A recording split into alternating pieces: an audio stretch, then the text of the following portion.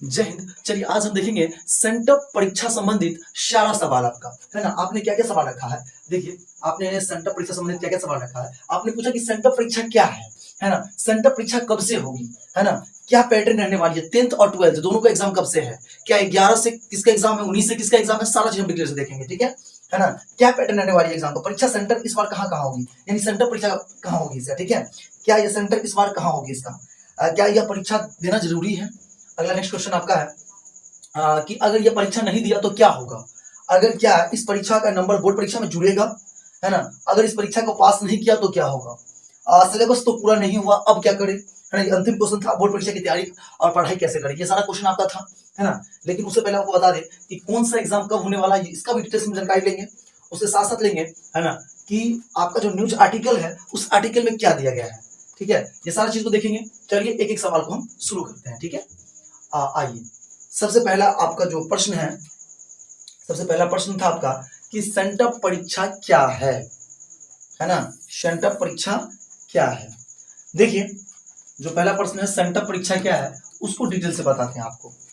देखिए हर एक साल, यानी कहने का अर्थ हुआ कि आपका एक जांच के रूप में परीक्षा लिया जा रहा है। इससे क्या चीज क्लियर होगा वो समझिए, है ना। सेंट्रल परीक्षा में क्या चीज क्लियर होगा कि आपका जैसे मान लीजिए फॉर एग्जांपल आपका मैथ है।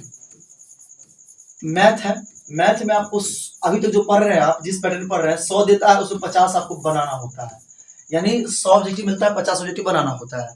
ये आपको क्लियर करेगा कि सेंटर परीक्षा आपको क्लियर करेगा कि इस बार आपको 60 में कहीं 50 बनाना पड़ेगा या 100 में 50 बनाना पड़ेगा, या आपको पैटर्न बताएगा, एग्जाम का पैटर्न बताएगा आपको, ठीक है। वही सेंटर परीक्षा कहलाएगा, ठीक है। ये पहला डाउट आपका क्लियर हो गया, है ना। सेंटर परीक्षा क्या है। दूसरा कि सेंटर परीक्षा कब से होगी, है ना। इसको आपको हम डिटेल से आपको यहाँ बता देते हैं। इसमें जो एक पैटर्न आया है, इसका पैटर्न क्या आया है, और एग्जाम का जो वेबसाइट है बिहार बोर्ड का, वहां से जो लॉन्च किया गया है इसको, कि मैट्रिक वार्षिक परीक्षा के लिए, है ना। अच्छा इसमें दोनों मैट्रिक किया गया है ना। आपको बता देते हैं कि इसमें जो 10th का है वो ये 10th वाला है, और 12th वाला का जो एग्जाम है वो 11 से रखा गया है, ठीक है। 11 से रखा गया है ना। 2-3 दिन का उसका भी होगा, और 10th वाला का भी देख लीजिए 19 तारीख से 20 और 21-22 तक, ये 2-3 दिन 4 दिन का इसका भी है, और 4 दिन का उसका भी होगा, ठीक है। 4 दिन 5 दिन का समथिंग आपको 11 तारीख से हो जाएगा 12th वाले का, और 10th वाला का जो 19 तारीख से होगा, ठीक है। ये आपको समझ में आ गया कब से होगा।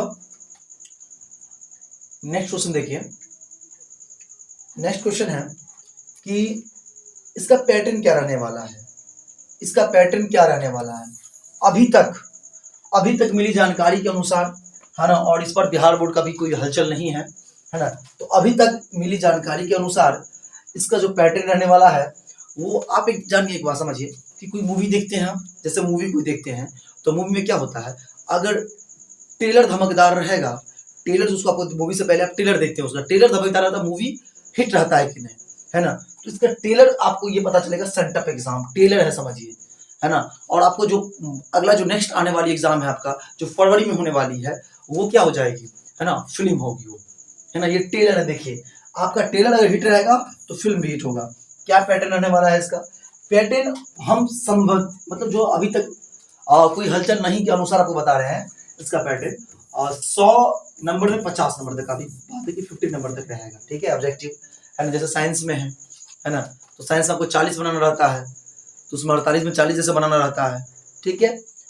मतलब पहले के अनुसार, जैसे अगर पैटर्न चेंज किया तो, नहीं तो अभी तो आपको 80 में 40 बनाना होता है, ठीक है, इस तरीका से। अच्छा परीक्षा सेंटर इस बार कहाँ कहाँ होगी, देखिए सेंटर परीक्षा का सेंटर, है ना, पुराना वाला जो पैटर्न था, अगर बिहार बोर्ड का आप पूछ रहे हैं तो फरवरी में जो एग्जाम होने वाली है उसका, तो जहां मतलब आपका सेंटर पहले से ही पड़ता था, एक्सचेंज करके देता था, वही रहेगा। लेकिन नेक्स्ट वाली जो अभी सेंटर का बात करें तो आपको ये स्कूल में ही आयोजित होगी, ये एग्जाम आपको स्कूल में ही आयोजित होगी, ठीक है। चलिए अगला क्वेश्चन है कि क्या यह परीक्षा देना जरूरी है। मैं कहूँगा हाँ बहुत जरूरी है, यस बिल्कुल राइट, है ना। आपको देना ही देना है एग्जाम, है ना।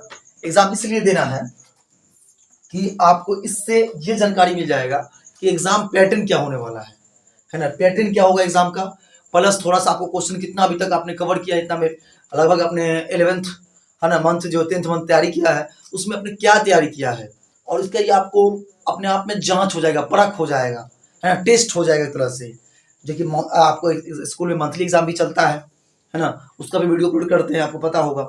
इस तरीके से आपको ये पता चल जाएगा कि इसका पैटर्न क्या। अच्छा, एक बात और होता है ना, कि क्या ये परीक्षा देना जरूरी है इसमें, कि अगर हम बाई चांस एग्जाम को नहीं दे पाए तो कुछ होगा क्या, हमको अगला बार बोर्ड परीक्षा नहीं देने दिया जाएगा?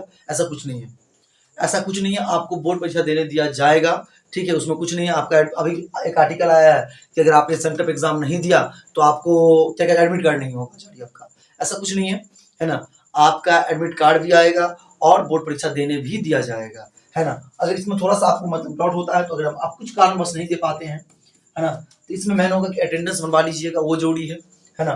और दोनों अगर 11 जैसे 11 वाला जो एग्जाम है उसका और 19 वाला, ये दोनों का जो प्रतिफल है, यानी इसका जो रिजल्ट है वो 28 तक घोषित कर दिया जाएगा इस टेस्ट का, ये सेंटअप एग्जाम का, ठीक है ना। और यहाँ पर आप जाकर प्रिंसिपल सर से भेंट कर लीजिएगा, है ना, कुछ कारणवश आप नहीं दे पाए तो अन्यथा दे दीजिएगा, ठीक है।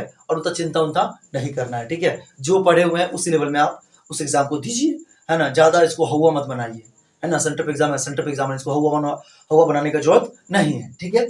चलिए थोड़ा सा आगे और बढ़ते हैं।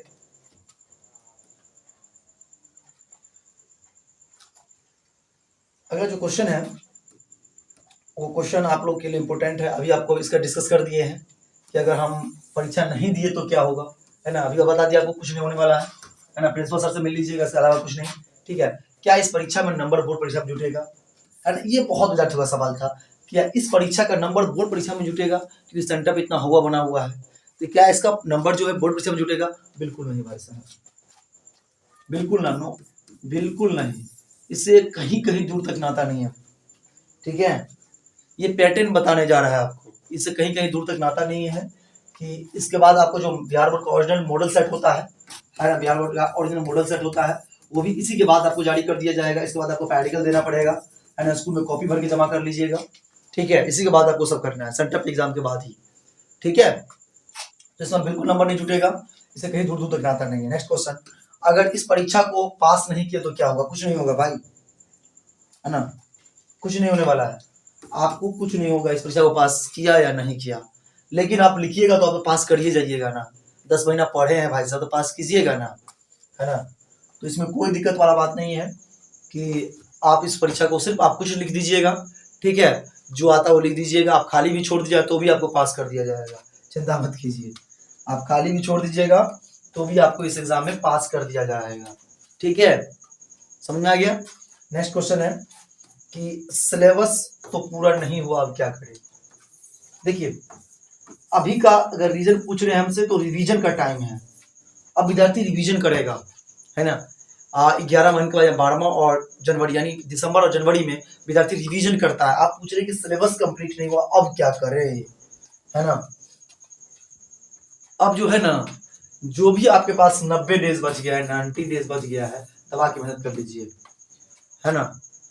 आप अगर अपने आप को पहले 7 घंटा देते थे, यानी 7 घंटा देते थे, 7 आवर्स देते थे, तो आप 8 घंटा, 9 घंटा, 10 घंटा दीजिए, 8 घंटा नॉर्मल दीजिए, है ना। हम कहेंगे कि 8 घंटा आप दीजिए, ठीक है। उसके बाद आपका जो सिलेबस है वो कवर हो जाएगा, उसमें कोई दिक्कत नहीं है। सेल्फ स्टडी ज्यादा कीजिए, ठीक है, क्योंकि कहा जाता है self study is the best study, ठीक है। अगला है कि बोर्ड परीक्षा की तैयारी और पढ़ाई कैसे करें, है ना।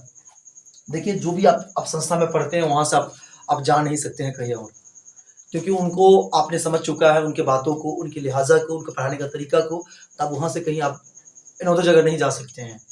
फिर उनके भाषा को कनेक्ट करने में आपको समय लग जाएगा।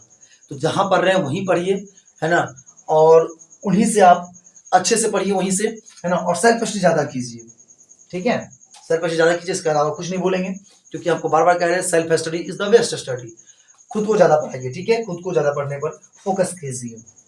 नेक्स्ट है, आपको बता ही दिए थे, और आर्टिकल में देखिए इसमें भी दिया है, इंटर मैट्रिक है ना, सेंटर परीक्षा में फेल हुआ, जो मतलब नहीं देगा वो फेल हो जाएगा, परीक्षा में फेल हुआ तो बोर्ड परीक्षा जारी नहीं होगा, जारी प्रवेश पत्र यानी एडमिट कार्ड, ऐसा कुछ नहीं है। ये आर्टिकल मतलब वैसे ही विद्यार्थी को थोड़ा सा, है ना, करने के लिए दे दिया है।